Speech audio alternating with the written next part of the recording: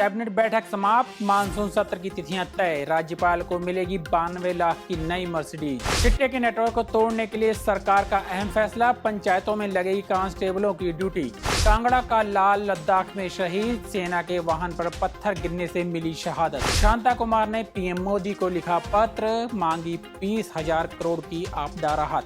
Landslide से बंद हुआ रास्ता तो व्यक्ति बना बाहुबली, बाइक को कंधे पर उठाकर पार किया रास्ता। मौसम विभाग ने 5 अगस्त तक जारी किया भारी बारिश का येलो अलर्ट, रहें सतर्क। मैं हूं HIV वायरस, नाम तो सुना ही होगा। मैं एक साथी से दूसरे साथी तक 4 मुख्य तरीके से पहुंच सकता हूं। HIV संक्रमित व्यक्ति के साथ बिना कॉन्डम सेक्स करने से, एक ही सुई व सिरिंज का साझा उपयोग करने से, HIV संक्रमित खून चढ़ाने से और HIV संक्रमित मां से उसके बच्चे को। मेरे बारे में जानने के लिए 1097 पर कॉल करके सवाल किया गया। हिमाचल प्रदेश राज्य एड्स नियंत्रण समिति द्वारा जनहित में जारी। नमस्कार, पंजाब के CTV देख रहे हैं आप। मैं मदन हाजिर हूं प्रदेश की बड़ी खबरों के साथ। चलिए डालिए नजर हिमाचल पर।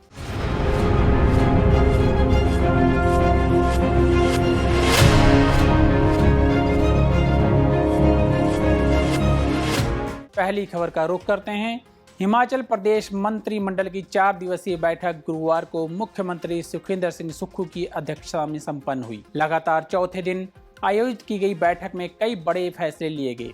कैबिनेट मंत्री हर्षवर्धन चौहान व विक्रमादित्य सिंह ने मंत्रिमंडल के फैसलों की जानकारी देते हुए बताया कि मंत्रिमंडल ने राज्य में लॉटरी सिस्टम को फिर से खोलने की मंजूरी दी है। इससे राज्य की आय में इजाफा होगा। वहीं मंत्रिमंडल ने राज्यपाल के लिए 92 लाख रुपए की मर्सिडीज बेंज गाड़ी को खरीदने की भी मंजूरी दी है, क्योंकि पहले से मौजूद गाड़ी को नियमानुसार बदला जाना है। मंत्रिमंडल ने आशा वर्करों के 290 पद भरने की मंजूरी भी दी है। इनकी तैनाती दुर्गम व जनजातीय क्षेत्रों में होगी। मंत्रिमंडल ने पर्यटन विकास परिषद के गठन को भी मंजूरी दी। इसके तहत 50 करोड़ से अधिक लागत के पर्यटन परियोजनाओं की मंजूरी परिषद देगी। इसके साथ ही HRTC में मुफ्त सफर करने वालों को अब आई कार्ड बनवाना होगा, जिसको बनवाने का शुल्क 200 रुपए होगा। सोलन व पालमपुर नगर निगम के पानी के बिल अब IPH विभाग जारी करेगा। शहरी निकाय चुनाव में OBC आरक्षण को लागू किया जाएगा। इसके साथ ही कैबिनेट ने हिमाचल प्रदेश विधानसभा के मानसून सत्र की तिथियां भी जारी की हैं, जिसके तहत 18 अगस्त से 2 सितंबर तक मानसून सत्र आयोजित होगा। इसमें 12 बैठकें होंगी। हिमाचल प्रदेश में जैसे आपदा आई है और अभी हाल ही में मंडी में भी आई है, मंडी शहर में भी आई है और बहुत सारे लोग जो है बेघर हुए हैं। आज कैबिनेट ने जो रेवेन्यू डिपार्टमेंट का प्रपोजल था कि जो लोग बेघर हुए और उनके घर जो है कम्प्लीटली डैमेज्ड है और वो अपने घरों में नहीं रह पा रहे और उनको दूसरी जगह पे शेल्टर लेना पड़ रहा है, उस विषय में ग्रामीण क्षेत्रों में जो ऐसे व्यक्ति हैं, ऐसे परिवार है, उनको 5,000 रुपये महीने के हिसाब से उनको किराया दिया जाएगा सरकार द्वारा। और शहरी क्षेत्रों में, शहर में उनको जो है 10,000 रुपये प्रति माह के रूप में किराया दिया जाएगा। और ये स्कीम जो है ये 31 मार्च 2026 तक, जब तक वो उनके वो रीसेटल नहीं होते हैं, तब तक ये स्कीम जो है कंटिन्यू है की जाएगी। इसी के साथ कैबिनेट ने ट्राइबल एरियाज में, जनजातीय विभाग में, ट्राइबल एरिया भरमौर, पांगी और स्पीति में एक रिसर्च ऑफिसर के जो है क्लास 1 कैटेगरी के जो है पोस्ट जो है सैंक्शन किए हैं। आज क्योंकि कांगड़ा जिले में और बिलासपुर में माइंस की जो है और रेत और बजरी की जो ऑप्शन है गवर्नमेंट लैंड पे है, वो 21 क्वेरीज जो है जिसकी की एस्टिमेटेड वैल्यू जो है base value by base price जो है वो 18 करोड़ रुपए है, उसकी भी कैबिनेट ने जो है आज अनुमति प्रदान की है। आज HRTC ने भी एक स्कीम शुरू की है आइडेंटिटी कार्ड की, रेशियो फ्रीक्वेंसी आइडेंटिफिकेशन कार्ड्स। इनके बोर्ड ऑफ डायरेक्टर्स में भी जो इनकी मीटिंग हुई थी deputy chief minister Mukesh Agnihotri ji की अध्यक्षता में, वो बोर्ड से इन्होंने पास करके आज कैबिनेट में प्रेजेंटेशन दी है और कैबिनेट की अनुमति मांगी थी, जो कैबिनेट ने इनको दी है। कि जिन भी श्रेणी के लोगों को जिनको फ्री ट्रैवल HRTC में अलाउड है, उनको अब अपना आइडेंटिटी कार्ड बनाना पड़ेगा और उस आइडेंटिटी कार्ड को बनाने के लिए 3 महीने का समय रखा गया है।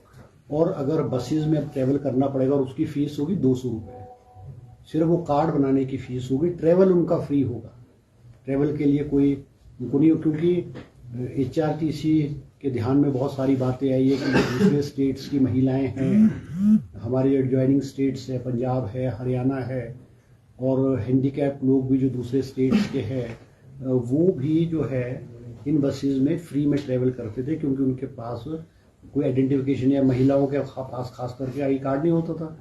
तो इसलिए इससे जो है HRTC को काफ़ी लॉस हुआ था। अब इनका जो है identity card, radio frequency identity card जो है वो बनाया जाएगा। बढ़ते हैं अगली खबर की ओर। हिमाचल प्रदेश सरकार ने चिट्टे के नेटवर्क को तोड़ने के लिए एक अहम फैसला लिया है। मुख्यमंत्री सुखविंदर सिंह सुक्खू ने कहा कि पुलिस भर्ती में पहली स्टेज पर ही चिट्टा के लिए डोप परीक्षण अनिवार्य होगा। इसमें मुख्य रूप से चिट्टा का ही टेस्ट किया जाएगा। इस संबंध में विस्तृत रिपोर्ट मांगी गई है। शिमला में पत्रकारों से बातचीत करते हुए सीएम ने कहा कि चिट्टे के नेटवर्क को तोड़ने के लिए 5 से 6 पंचायतों में 1 पुलिस कांस्टेबल, 1 आशा वर्कर और 1 पंचायत सचिव की ड्यूटी लगाई जाएगी। इसके बाद अगले चरण में भांग के नशे को लेकर भी कार्रवाई होगी। उन्होंने कहा कि सरकार ने पहली बार PIT NDPS एक्ट लागू किया है।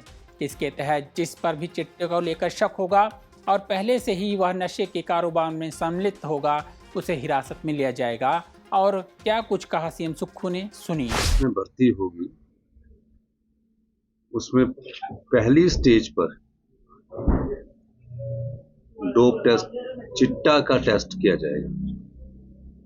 मेनली चिट्टा का टेस्ट किया जाएगा और उसके बारे में हमने विस्तृत रिपोर्ट मंगाई है।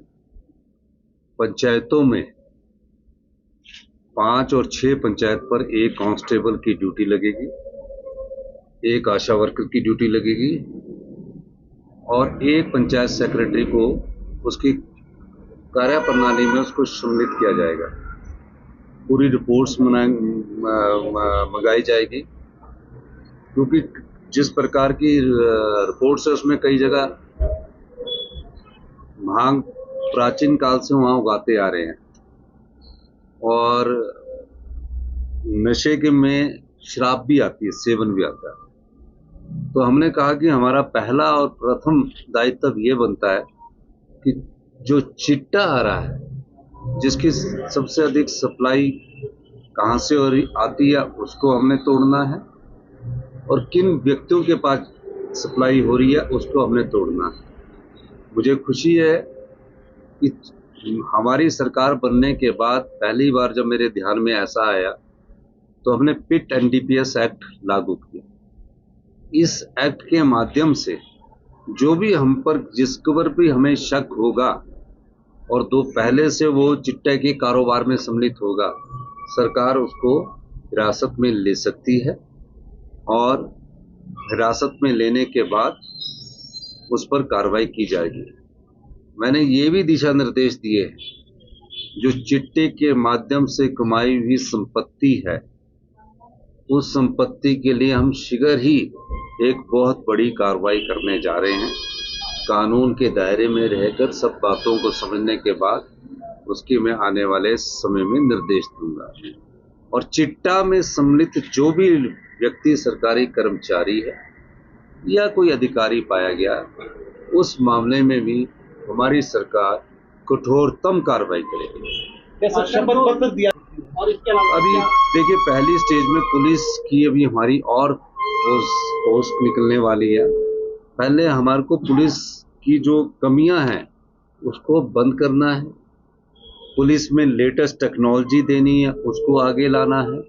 और जहां पुलिस स्टेशनों को हमने ग्रेडिंग की है, A grade police station, B grade police station, C grade police station, D grade police station, जहां बहुत ही कम पॉपुलेशन है, उस पुलिस स्टेशन को हमने कहा है कि जहां बहुत कम क्राइम है उसको हमने कैटेगरी D में रखा है।